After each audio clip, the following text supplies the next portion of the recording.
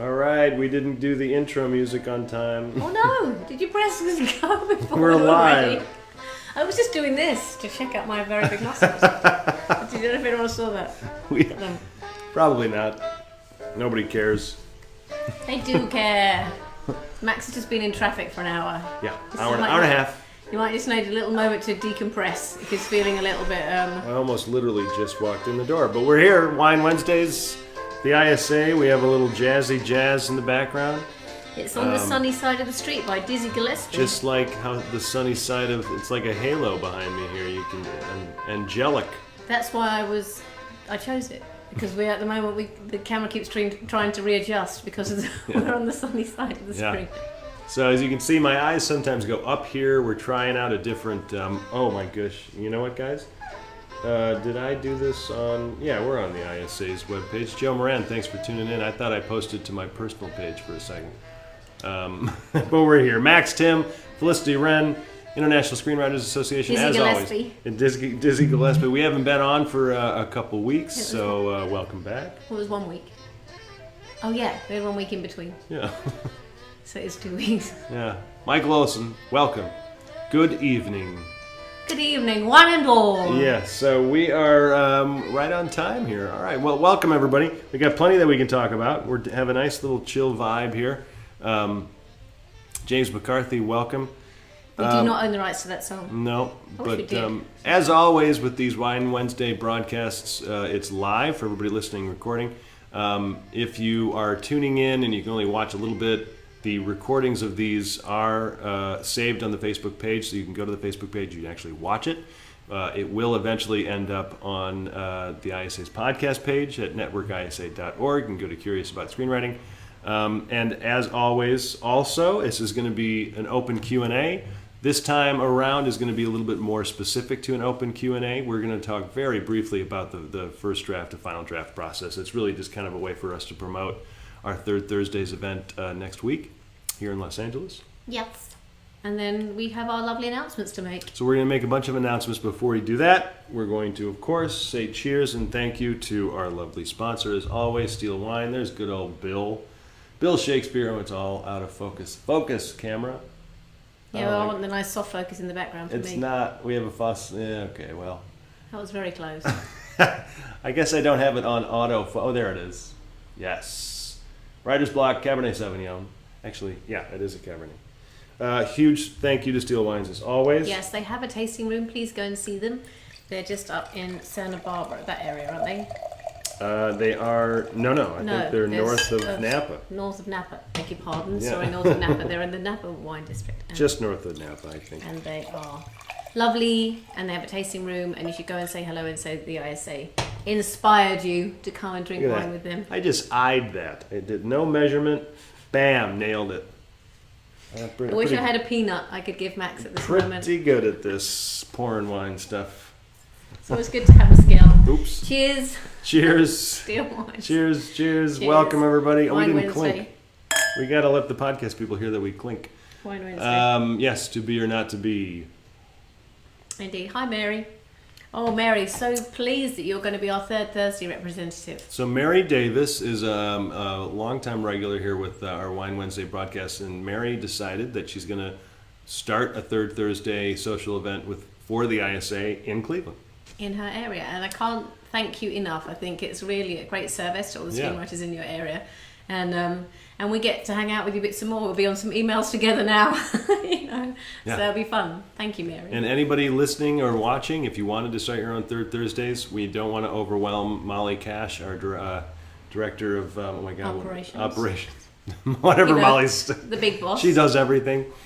She is kind of the brains and brawn behind all of those social events that we do. But anyway, thank you, Mary, for doing that, and welcome everybody. Let's just of course we're Steel going Wines, and we're also going to say thank you to Final Draft. Final Draft, as you can see on the screen, as they are a fantastic sponsor of ours. We like them a lot.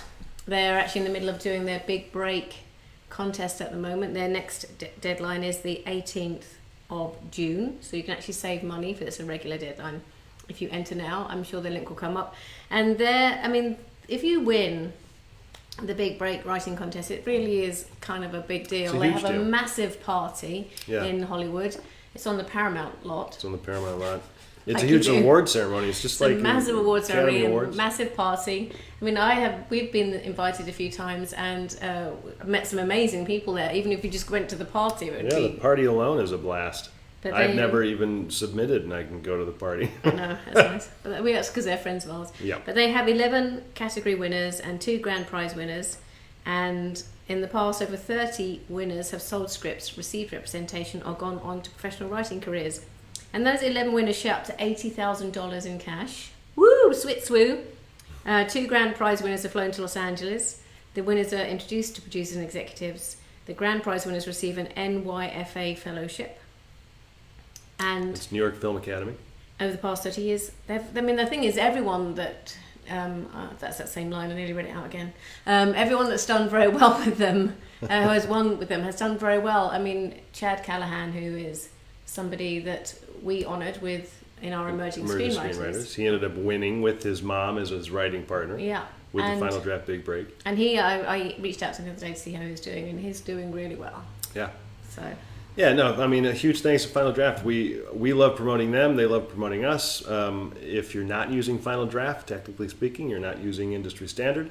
You should be. So you can go to that link right there that James shared, Screenwriting Software, Final Draft, and go check it out. And we are actually going to give away a new bit of software that they have developed. Right. It's actually called the Final Draft Writer. It's $9.99, and you can buy it on the App Store, and then you can use it to write and edit. Or you can just get the free version, and you can just download on that, and you can read and print if you use that app. Right, yeah. But we're going to give it away. We're going to have the best question asked, which could be a little difficult because you guys always ask such great questions. But the best question asked tonight, because it is open Q&A, you can ask us questions about anything. You do have to be an iOS user, unfortunately, so iPad or iPhone. Right, but that best question we'll decide at the end, and we'll give away the app. Yeah. Yeah. So big thank you to Final Draft, and we love you. Keep Yeah. sharing your stuff. Yeah. So and we have a few other announcements Let's about do it. contests. Just that the Emerging Screenwriters, the contest I just mentioned with Chad Callahan, is going on, and its regular deadline is approaching 24th of May. So it's cheaper now to enter. So just have that in your head. If you are going to enter for the Emerging Screenwriters deadline contest, please know that date's coming up. EmergingScreenwriters.com. Yeah, and then we have the Shoot Your Sizzle winner is being announced tomorrow. It's a big deal. Woo! And we are totally stoked to share the finished product of the previous contest winner, and that sizzle that was created by so many amazing people. It really is a village. It looks really good. Like, it's a real trailer. Like, this looks like something you'd see on any TV commercial that's promoting a movie. What I love about it is that they managed to get a short and a sizzle out of the process. Right. So the short they can enter into contests, and the sizzle is going to be much more behind the scenes for producers, managers, and agents. So, but it's been really rewarding. They have had such a great time. I feel like it was a writer as well. She was an actress, and she's done some background work, and she's got connections in the industry, but she'd never done anything like this. So we did a lot of hand holding with her, and she found a great team herself in New Jersey, and then Scott Marcus, our brilliant person from the ISA. He does everything, yeah. He came and worked on the team too as the first AD, and it was really wonderful. So I'm really excited to announce a new So person. that's what happens with Shoot Your Sizzle. If you have not heard of Shoot Your Sizzle, you can submit TV or features. It's not open at the moment, but It's not open now, but that's what a lot of people haven't heard of it. And the winner actually gets a sizzle shot of your project. You know, we pay for it. So we give you money towards it, and we work together to make it right. happen. Yeah, Unfortunately, we couldn't just give you all the money for it because it's so expensive. it's really expensive. But anyway, Fast Track 8 has just launched. And so that's really exciting. It launched yesterday, in fact. And the reason why we're so excited is because we're just about to start Fast Track 7 week. It happens on Monday. So Mentor Week, we've got our 2 fellows from the current Fast Track. They're going to be in town as of Monday. We've got a whole bunch of meetings set up with them. We already have amazing news that we can't really give specifics about. But even before the meetings have occurred, one of our mentors has reached out to the writer, one of the 2 fellowship writers. So because he loved the script so much. So it's just... Yeah, I mean, I sent a little message to the guy, our fellow, And he went, "Oh, it's happening so fast." I think he was like, Right. I think he was really surprised. But I mean, when I heard the news today, I was elated. It for was him. wild. It's I mean, kind of, it's, yeah. I took the phone call in the morning, and then I told Felicity, and then I told Craig, the founder, and it was like, wow, okay, this is pretty cool, but it's also kind of expected. Like it's not like I am downplaying it by any means, because this writer deserves this, award, if you want to call it that.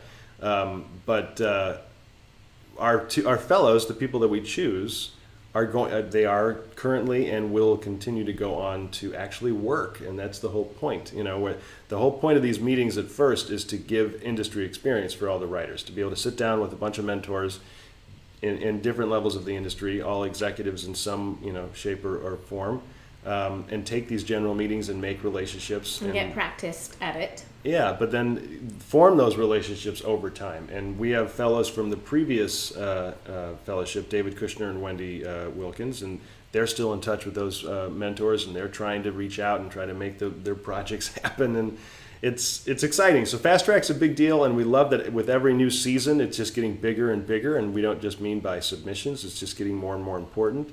I don't think we're quite yet at the Big Break or Nickel or Austin level yet. But I think we're a very short step below them. Well, we're much younger than them. Well, Yeah. the thing is, all of that aside, I'm just so thrilled that the writers that we have chosen, we send the material out in advance. The mentors are reading it before they get to meet them and being excited about it. So excited about it. So I'm just like, that is the best thing we can do. Yeah. It means that we're doing our job right too and choosing some really talented people. So Yeah. I'm so thrilled. So next week is going to be crazy, and then that kind of, I guess, is a nice natural segue into why we titled this. We'll get into more announcements, but why we titled our Wine Wednesday from first draft to final draft, because we are hosting a third Thursday event like we always do in the third Thursday of every month, but it's going to be in association with the Fast Track Fellowship, celebrating the two fellows. There'll be cake. There's going to be cake. There's going to be a lot of people there, but then we're also having an actual event where I, along with Jess Hines, who runs Meditative Writing, and you really should go to meditativewriting.org. She's amazing. She's in New York. She's had this idea for a long time to have a series of events where we bring on an A-list screenwriter and talk about one of his or her scripts that went into production and obviously got made. But the difference between his or her first draft compared to the final draft, or the draft just before the shoot. And we're going to be doing that on Thursday night here in Los Angeles at Busby's East with Jim Hart, we're going to break down Dracula, Bram Stoker's Dracula from the 90s, and talk about the difference between the drafts. It's going to be fascinating. But Jim also wrote Hook and Contact, which is one of my favorites, and August Rush. I think there was one more in there that I'm forgetting, at least. But it's going to be cool. So if you're in Los Angeles, if you're able to make it, please come. We are going to have 2 cameras recording the event, which we're going to try to get fancy schmancy. So hopefully eventually it's going to get up on the website. It's a free event. Yeah, it's free. And afterwards there'll be a party so you can meet the other members, have some cake, our Fast Track fellow cake, and have a glass of wine with us then, because we'll be there. So we'll be there. I'll be co-hosting. Max will be on stage. But I mean, I guess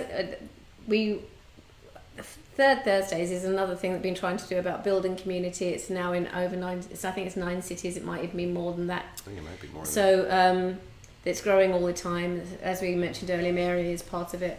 And it's just basically trying to create a world so you can understand how close it is and how there are other people out there working and trying.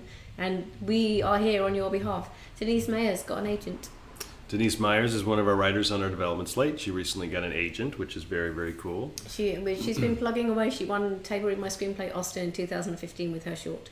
She went to Cannes. It was filmed by Robin Wright as the director. That short was filmed, and with Sam Rockwell in it. And so she is plugged away. She cares so much, and she's got a great new Frank Lloyd Wright script. Frank Lloyd Wright.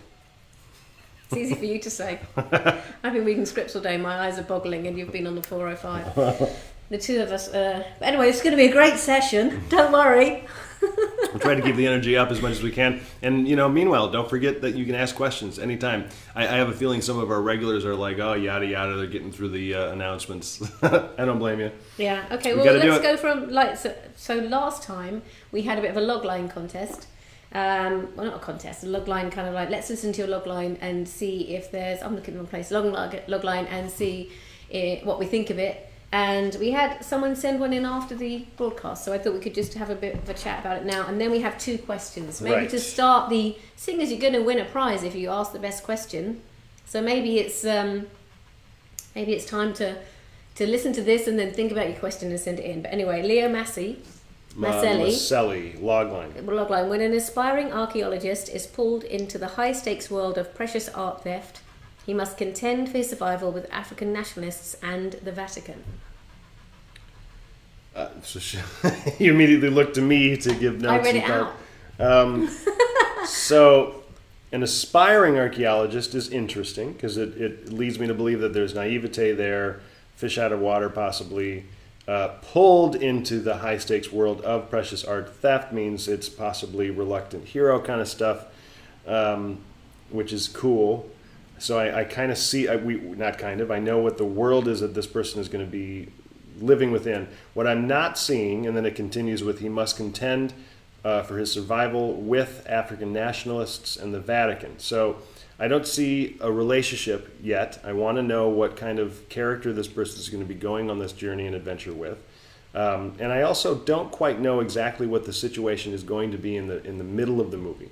What is he doing? What's the goal? What is he? It's not just aspiring to be an archaeologist, which kind of goes up against this art theft world, but is there a particular piece that he's trying to steal or bring back? Why and how is the Vatican involved? Well, the Vatican for me feels like it's set in Italy. I feel like that's that kind of like the precious art thing. I immediately think of artifacts from, so I don't mind that so much. But I don't know how the African nationalists fit into the Vatican part of it. Mm-hmm. So I guess that's the question, because I suddenly went Renaissance, so it was suddenly in Europe, and I can see all that kind of stuff. I think this is an example of the type of logline you might see on like a Netflix description, where Netflix is really just giving feeling and a little bit of tone, maybe world arena stuff, but it's not trying to sell us on anything. And so there's a difference between a basic presentational, purely conceptual logline and a developmental one.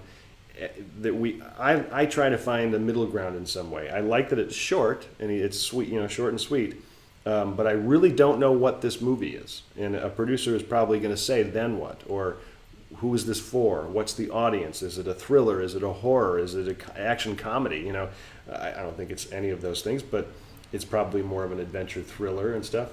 But so there's a little bit more that needs to be said in there, and I hope everybody listening. I don't know if Leo's actually watching right now, but everybody listening, your logline needs to be presenting those story elements of the main character and the flaw and the secondary character, whatever that second lead is, and then the relationship dynamic between the two of them, like the one I'm currently having with this black cat. That's Bella. Please stare at the camera. But anyway, of course, because of the glare, I can't look at the other questions. Can we make a decision? No?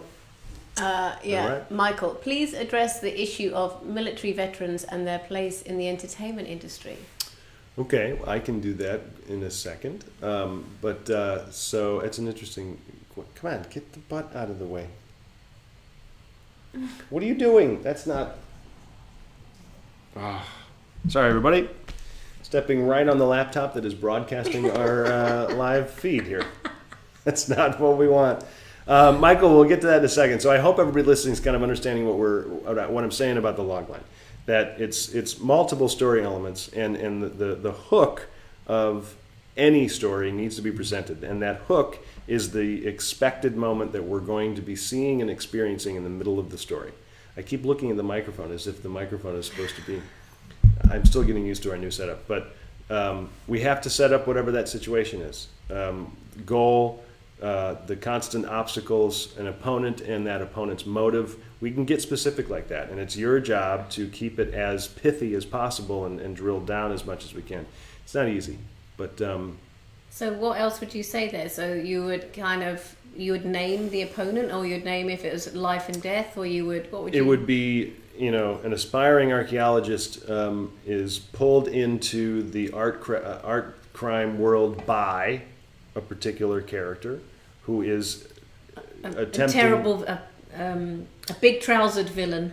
No, because that wouldn't necessarily be the villain that's pulling big trousered, that's pulling the character in. It would be another character that is possibly trying to convince this aspiring archaeologist to do this.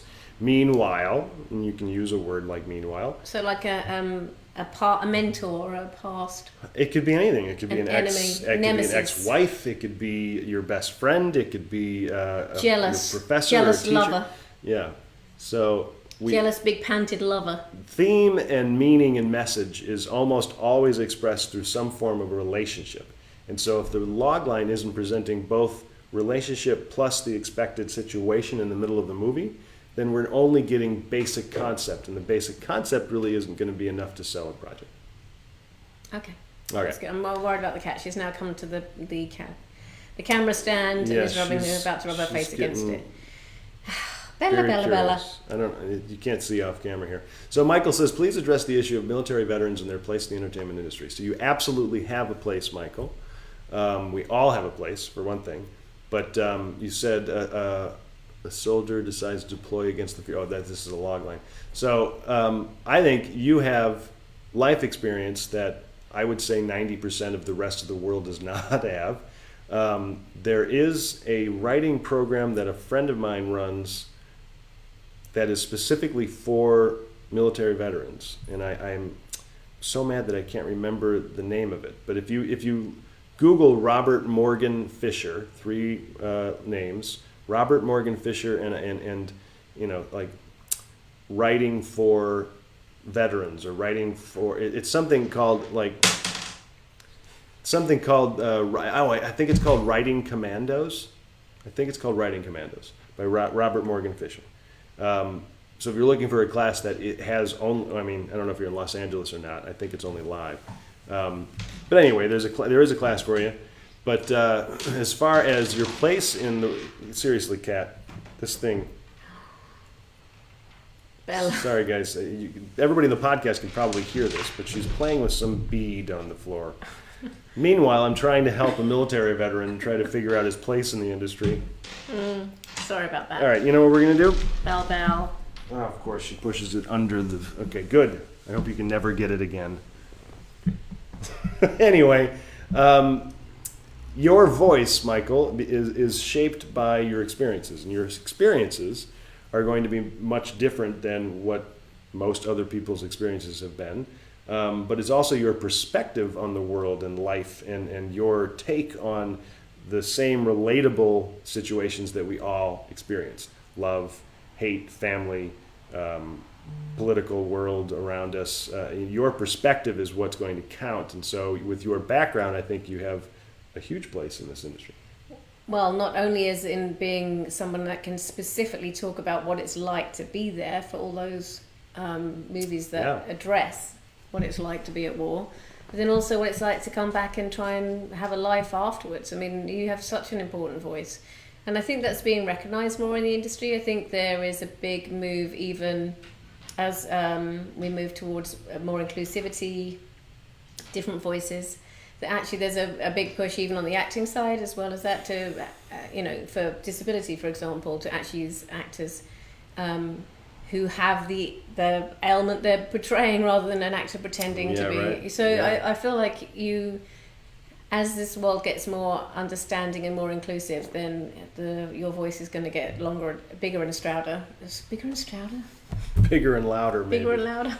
I'm so sorry. Let's look at Michael's Been logline. reading all You've day. got a soldier decides to deploy against the fears of his wife, becoming a widow with his unit to Iraq instead of retiring after his daughter is killed in action by followers of ISIS leader. Oh, okay. So there's a lot going on in there, Michael, that it's kind of hard to follow. I'll just be straightforward. Soldier decides to deploy against the fears of his wife.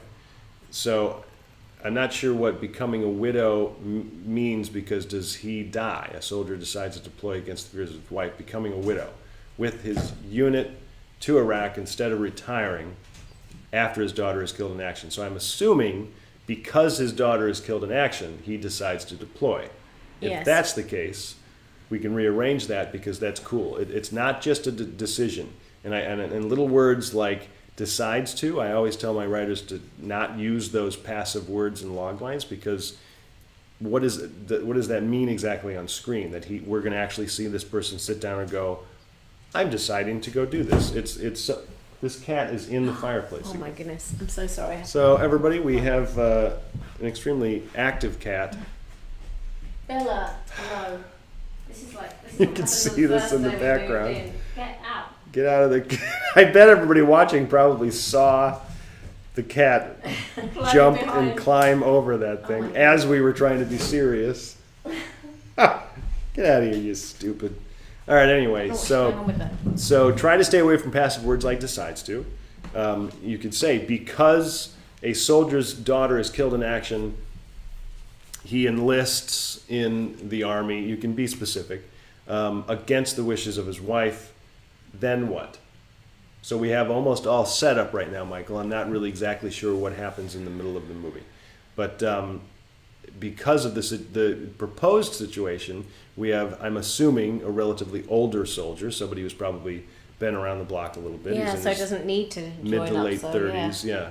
Yeah. I would say even older than that, if That's true. If daughter. he's going to be in his 40s or so. So I guess he can go in higher then. He can go in a higher level because you're kind of returning. Right. Yeah. Well, it'd be interesting if he didn't go in on a higher level. I guess that's the question, isn't it? You know, whether it's to start again. You know, kind of like. Right, and I think that's a reference to what happens in the middle. It's the then what, Michael, that we really need to be banging out. You know, Joe Bellew, welcome. All right, so what do we got? Do we have other little? I do have like two more little questions on here. So, from last week, Brad Emery. Good Yeah. morning from Canada. Good morning to you, Canada. I have a story to write. I'd like to know how to get a rhythm every day. Do you write at least 2 hours a day? 3 ? Well, do you want to answer this? I think, well, I would say, like anything, practice makes perfect, and whatever suits you the best. I mean, I have heard it is said that your early morning hours are the best hours, because actually once you kind of awake and started and begin the day, that's when you're most productive. But really, it's about a commitment to yourself. It's about being reliable to your word to yourself. How much do you want it? It's totally, and it's difficult because everybody's different. Everybody's schedule is different. If you're a parent, there's no way you're getting the morning hours unless you wake up at 4:30 and try to write until 6 until the little ones start to wake up. And then your evenings are pretty much shot because you have to put the kids to bed and you're exhausted by the end of the day. So I get it. If you're single and you don't have children, you're just that much luckier. But it really all depends. It's all hinging on a rhythm, and like he's saying, how do you establish that rhythm? There's no way to establish one other than just start one.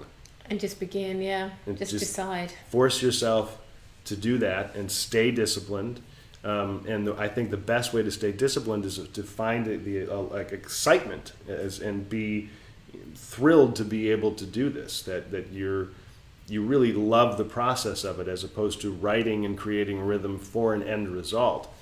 You're never going to keep the rhythm. It's like going to the gym. Like you see a picture of somebody who looks gorgeous and they have the perfect body, and you're like, I'm going to do that. And then you start focusing only on the end result, and then you realize, wait a minute, I have to do this for like 6 months, 5 days a week to even come close to looking like that person, and you start to lose your momentum.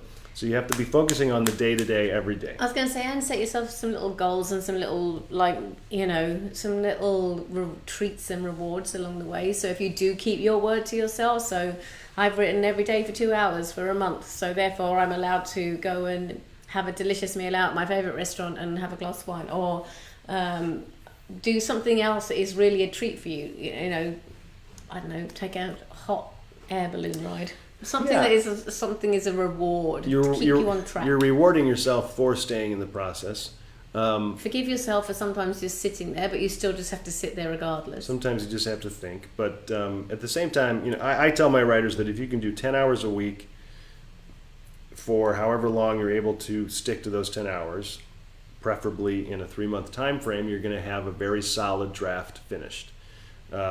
Maybe not the final draft, and we can get into the difference between a first and final.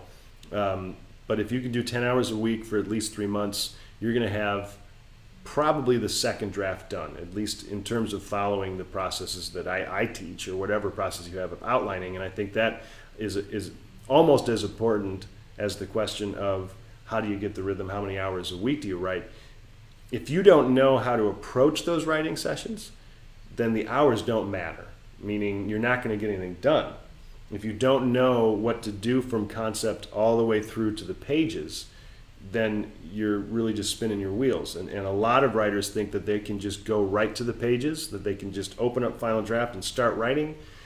Almost every single time the writer gets to page 25, 30, maybe 40 if they're lucky, and they realize it's not working, that they're rambling, that they only have maybe 4 scenes in the whole thing, and they're 10 pages long, and you're not going anywhere. You have to do all that work in the outline first. A lot of my writers are probably watching right now, and I put them through extensive outlining to the point of where they're getting exhausted by it. But as they're doing it, they're finding the problems in their script, and they're not even into the script yet. And it's so much easier to change those problems in the outlining stage, in the development and brainstorming stage, so that by the time you do get to the pages, that's when it's just fun. You're just making up great dialogue, and you're painting the scenes. People are talking to you in your head. Yeah, you already know what's going to happen.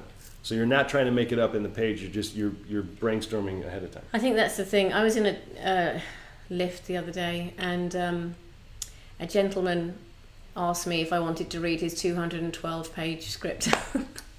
He went, "I can send it to you if you like," and I went, No, thanks." And that is unfortunately what happens when you don't know what's going to happen in your script. Yeah, You get just keep 212 pushing. pages of it. I was Yeah. like, that's 2 scripts.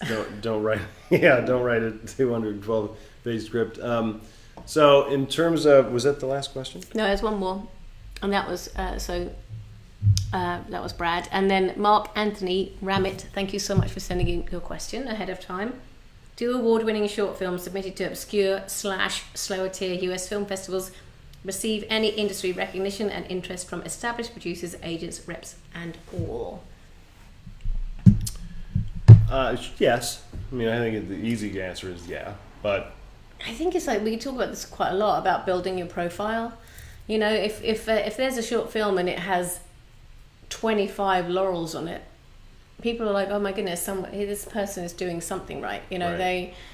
you can't keep being picked for something because even the smaller, lower tier festivals still have standards.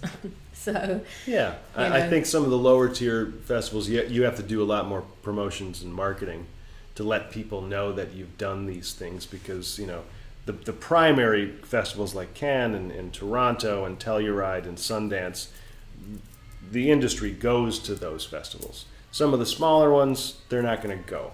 They might send representatives or something. But if you've won a bunch of those festivals and then you're including that in your outreach to an executive to say, hey, I've done this. Yeah, and this is, I mean, basically a short as well is a calling card for a bigger project, surely. Oh, yeah. I mean, it's just the beginning of something. I mean, it's fantastic that you can get this recognition, but it's only a way to sell yourself for another idea, a bigger idea, Yeah. you would hope. Yeah. And then if you have a film poster that's got all the laurels on, you can say I did really well here, here, here, and here.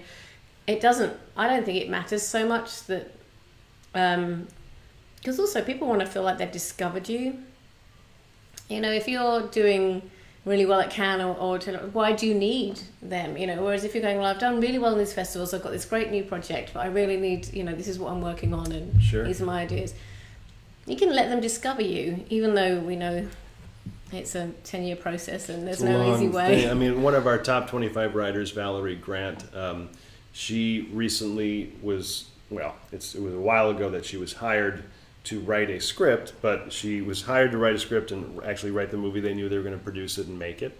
That movie is being premiered, it premiered I think a couple weeks ago, but it's going to be premiered here in Los Angeles, and On the 12th, and we're going. Yeah, it's gonna be fun. I mean, it's not this huge, big budget type of Hollywood premiere, but it's a real movie with real actors, and a lot of which you've seen. And so when she was Great achievement. huge achievement, huge. She was paid to write something that ended up on screen. I mean, that's what everybody's trying to do. Exactly. It has a theatrical release. Yeah. And so what she did, because she wasn't represented, she doesn't have any reps. Over the last 2 or 3 weeks, she's just kind of blind emailed and queried a whole bunch of management companies, and she didn't say, here's my script, read it. She didn't even really include any kind of log lines in the email. She was just saying, hey, I'm an unrepresented writer and I have these accomplishments, and she listed quite a few. She was a top 25 writer. She had a script that's produced, and then she's got these other contest wins and things. And she said, She's a very good writer. I'm unrepresented, and I have a couple ideas here. And she gave very brief conceptual approaches to some of the projects, just so that the manager can get a sense of the type of writer she is. And then she finished the email by basically saying, would you be willing to consider some of my material? She reached out to maybe 30 people. She heard back from, I think, 4 or 5, which is actually not that bad. That's really good. One of them was the president of a particular management company and called her and said, who are you and why are you doing this? And then they kind of formed a little bit of a relationship, and he ended up really liking her, and then they took a meeting together, and I need to follow up and find out exactly what happened with that. But so the festival and the contest world really is important. It gets really expensive.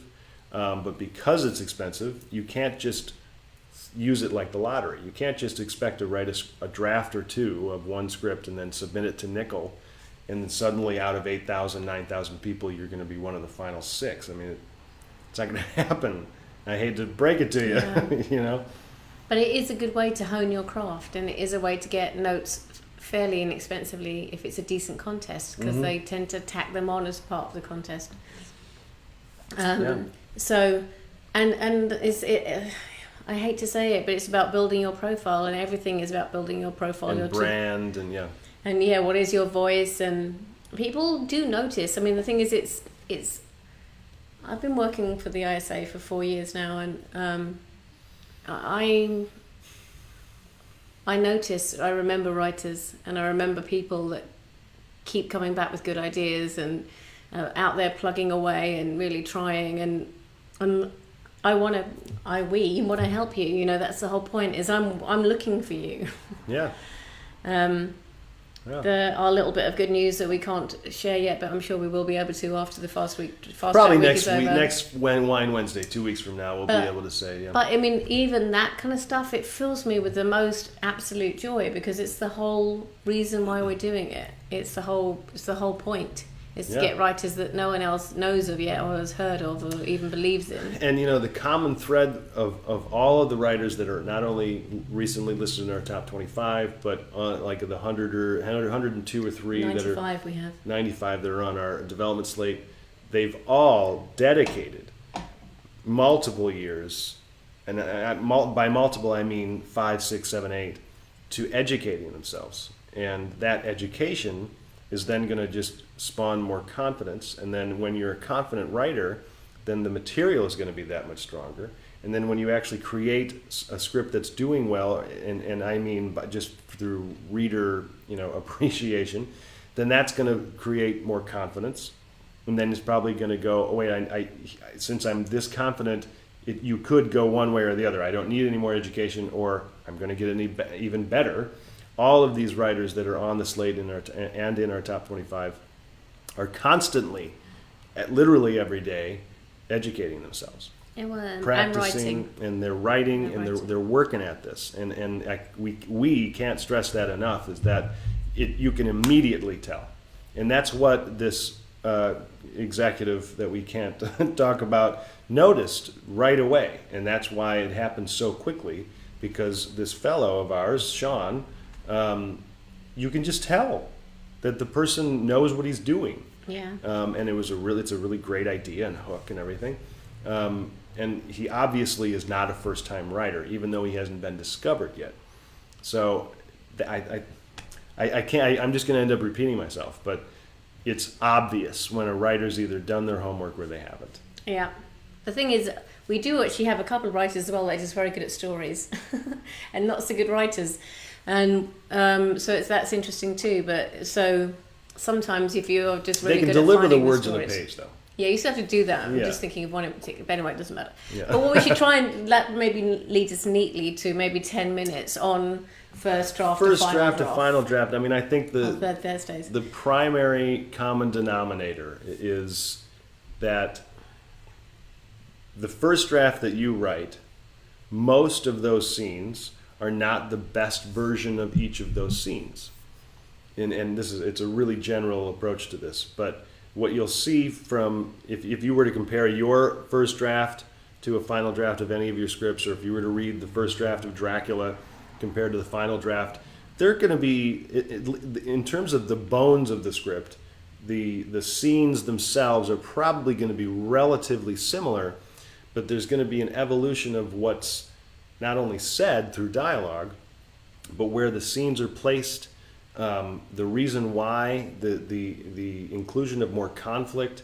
It can be as specific as the types of action that is written, because of just presenting better blocking and allowing for more emotion without relying on dialogue. And what I mean by the first version of a scene not being the best version, it's because usually when your first idea is put on the page, there's inspiration there, but it's not perfect yet, and you should know that, and most writers do. So to generally summarize, the biggest difference between first draft and final draft is the evolution of the scenes that you've already put down, if you've done the work prior to even the first draft.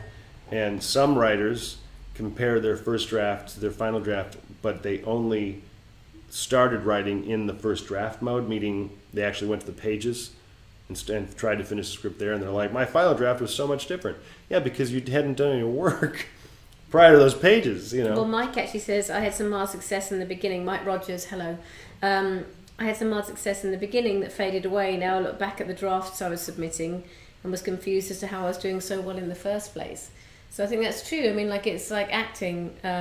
Writing is one of those jobs that you get better at the more you do it. There's no two ways about it. Yeah. And even a script that you think is a good idea, the more you work on it, the more you speak to other people, not maybe accountants, but people who are creative and part of the industry that want to help you, will hone and define that story. So that is how you get better at kind of creating a world. Yeah, I mean, obviously it's different for every project, but you know, it's one thing that on Thursday night when we're going to be talking to Jim Hart, who wrote Dracula, he was also talking about how different his quote-unquote final draft was compared to what ended up on screen. That's a whole other process, because he, of course, had Francis Ford Coppola taking his script and putting it on screen. And Jim was telling a story today on the phone about how he got a call at midnight.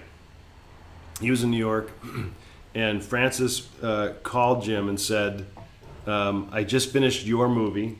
I hate your movie. It might be the worst movie I've ever done.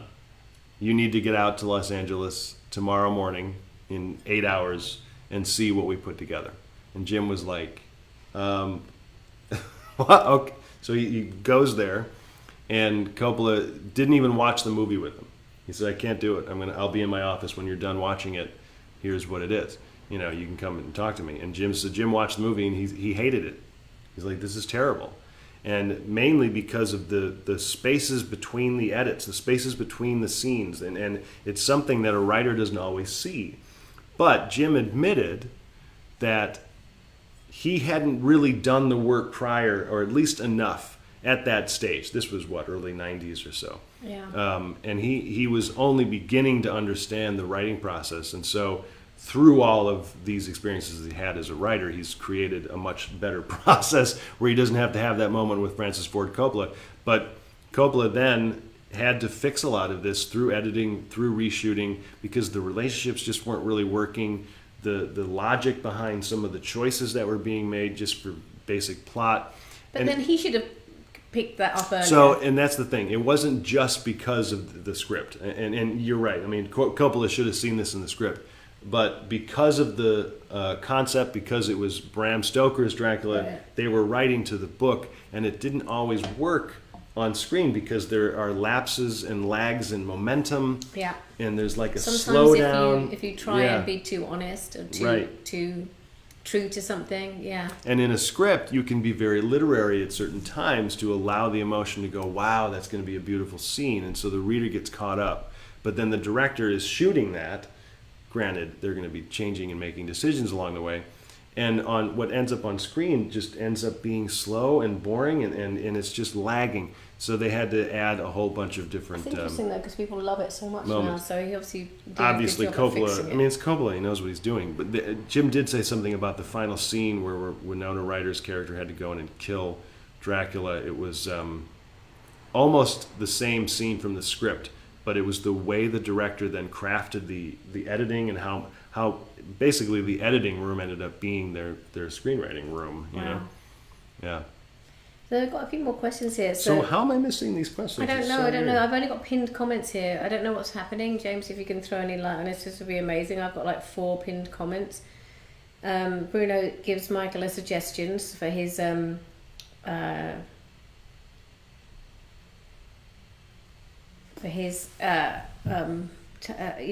we were talking at. But there was Michael was there, had written another. Yeah, we're not Where's seeing Michael's John's comes gone? up. Let us know if you can hear us, everybody. And this is, I think it's working, but it looks like we're not seeing the comments. Just chime in and give us a little comment to let us know that this is okay. Okay, so but I mean, I think Bruno and Michael can have. I mean, Michael wrote another version of it, which was good, but now I can't see it. That's weird. John Channel, should I worry much about writing taglines? I feel if you have a logline and a synopsis, what's the point? Not really. A tagline is a marketing and PR situation. I wouldn't worry about it. Further down the line. Tagline's something that you're going to see on a movie poster. I mean, if you have a great one, sure, you can use it in the pitch process. I wouldn't concern yourself with it, though. That's something a PR department's going to be figuring out. Oh, they can hear us. Yeah, they can hear us. It's just like it's weird how not all the comments are coming up. It is odd that it's not coming up on our screen. Well, anyway, you can hear us, so that's good. You can see us, I assume. Here's a question: is Max going to kick my butt over Skype this week?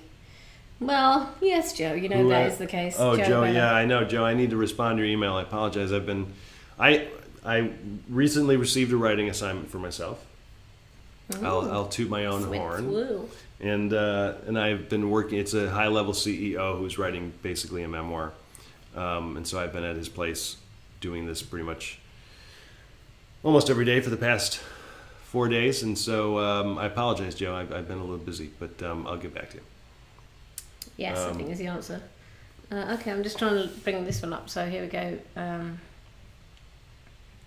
Oh, good. I hate writing taglines. Thanks, John. Yes, I get it. That's so weird that we're not seeing that over here.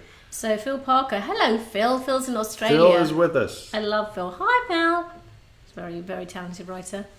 Okay, so this is Michael's new one. A soldier decides to deploy against the fears of his wife. Oh, no, that's the old one. Yeah, that's the old one. The new one is Ow. a soldier deploys to finish what he started. Once he arrives in Iraq, he's told his unit has been tasked to search for those responsible for the death of 15 American soldiers, one of which is his daughter.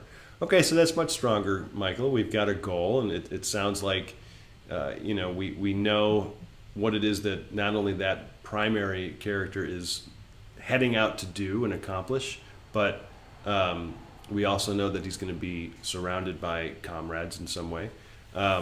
So deploys to finish what he started is a little vague. I think we can be a little more specific. But what did he once start? What are his flaws? Is he an alcoholic? Is he, unable to let go?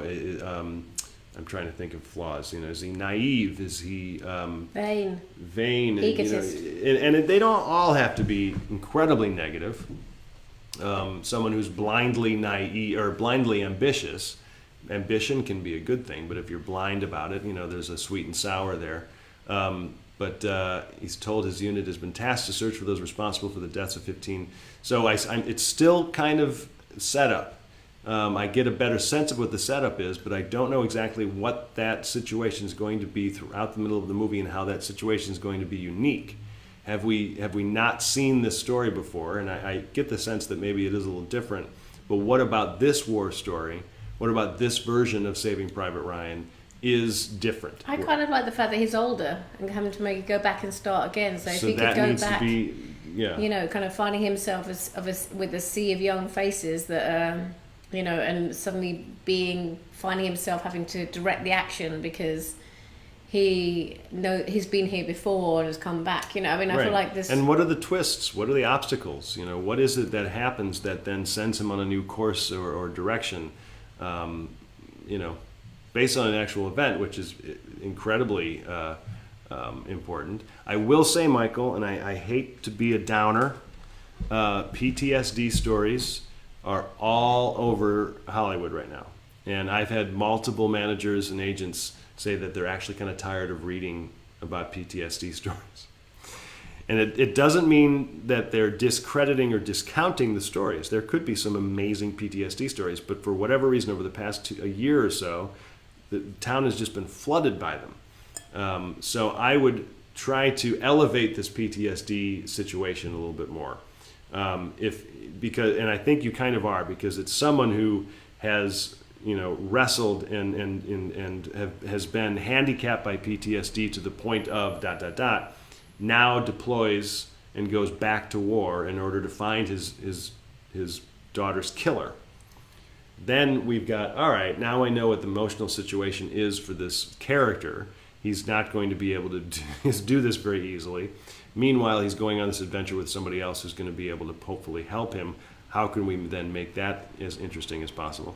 So anyway, this is the problem with the logline review. I can go over and over. Yeah, I'm finding other new things as well.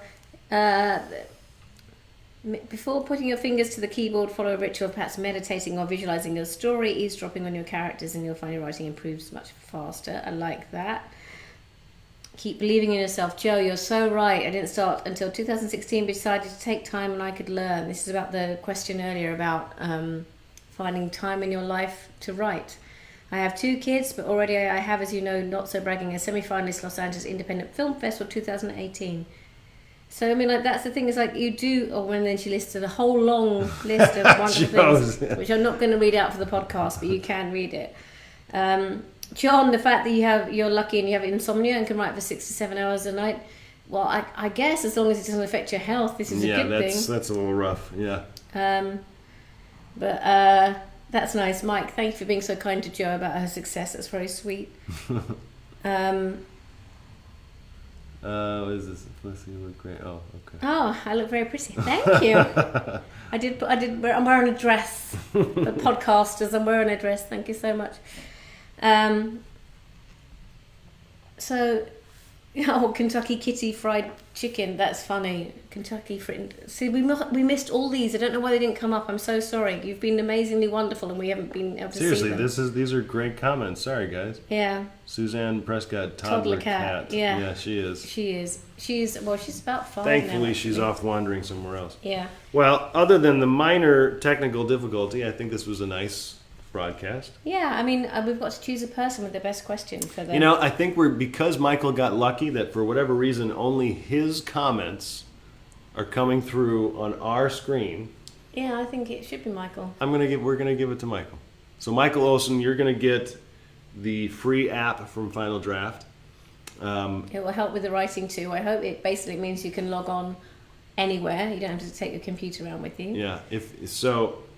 I'm going to go on a limb here. We do the Facebook. We contact them through Facebook, and then we send them a certificate. It's just through Facebook? Yeah. Oh, okay. Got it. So we'll contact you, Michael, through Facebook. James will do that. James will hit you up, and we'll get you the download code and all that stuff. So to everybody who's been commenting and asking questions, you're amazing. But for whatever reason, it was like destined for Michael's comments to be the only ones that show up on our side. So we'll give it to you, Michael. But anyway, I hope all those little comments helped. Well, so I'm so frustrated that we can't. You guys have so many great comments. We had so many viewers tonight. We're always so thankful that you're on and watching. You are amazing. It does make it much more lovely for us. Yeah. We're talking to you and not to ourselves, although it felt like we were talking to ourselves tonight, but you were talking to us, we just couldn't see you. Right. Honestly, we appreciate you so much, because without you, there is no community, and this is what we're trying to build, is our And Screenwriters you know, community. I always say this near the end of the podcast, or broadcast, whatever you want to call it. Go to networkisa.org and click on one of the tabs, and then find Curious About, and that's our podcast network. And we've got a ton of podcasts on there. I just recently uploaded a bunch of previous Wine Wednesday recordings. We have movie reviews. I recently did an interview with the writers of A Quiet Place, and I approached the interview as if I was breaking down their script, because their script is incredibly unique. It was only 67 pages, and obviously because of A Quiet Place, there's very little to no dialogue. And I have a little bug flying around me. But so that interview is fantastic, and not because I'm hosting it, but because it was just kind of eye-opening. Like, I'm quoting parts in the script, and I'm reading certain sections and talking to them about it. So definitely go and listen to our podcast network. This will eventually be up on there. So just take advantage of everything the ISA has, most of which, if not all, is free. So there's no reason not to be visiting the site. And if you do become ISA Connect, then it's $10 a month, and you can list all your screenplays on it. So I know that And there are producers other, are looking. there through are this other services where you can list screenplays, but they tend to charge per screenplay. We don't do that. It's $10 a month, and you can list all your resume, log lines, all your screenplays. And I would have to say that it's been, the updating of the website has been slow, and we really appreciate your patience. But it's really at a state now where it can really help you, and it can help us to help you, which was the whole point. So if you're part of our group and you care about your writing, then please do put your stuff on there, because I tell you, very soon it's going to be so easy for me to help you. It's so hard, but it's Some going of to be the easy. background stuff in terms of us reaching out to producers, you know, and making it easier through the site to do that. But everything in terms of the user interface is pretty much ready to go. So you guys should be doing that. And also just because our reputation has grown and more things have fallen into place for us, and you know, really we're babies at 10 years in, and only 4 years for me in the company. So, but anyway, you're amazing, and we, like I say, we appreciate you so much. Yeah. Well, And so let me just make sure we're not missing anything here. Yes, Felicity looks particularly radiant tonight. Meanwhile, I look terrible.